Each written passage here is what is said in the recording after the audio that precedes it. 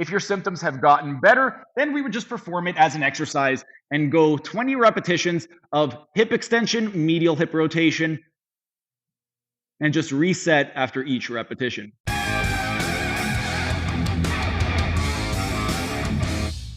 And while we were resting, let's continue with our nerve gliding exercise demonstration. And right now, I'm going to be showing you an exercise to help release tension in the femoral cutaneous nerve.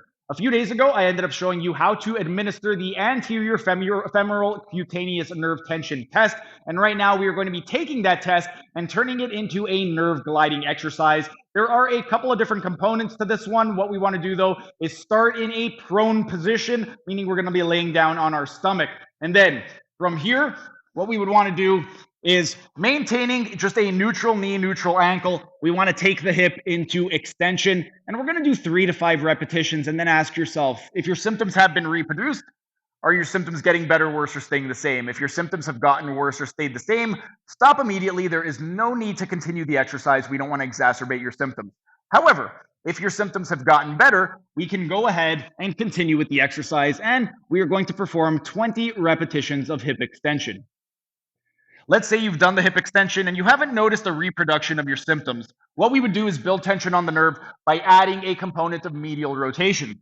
So we would go ahead, go into hip extension, maintain that hip extension, and do 3 to 5 repetitions of medial rotation. So you're going to be turning those toes in toward the midline. Ask yourself, after 3 to 5 repetitions, have my symptoms gotten better, worse, or stayed the same?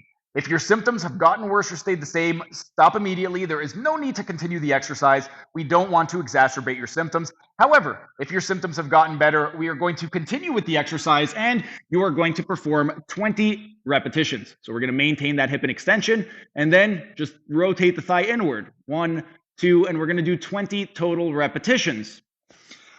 Another way in which we could do this exercise is we could combine the two movements together, make it a little bit more dynamic. So instead of maintaining a static hip extension while adding the medial rotation, we could do both.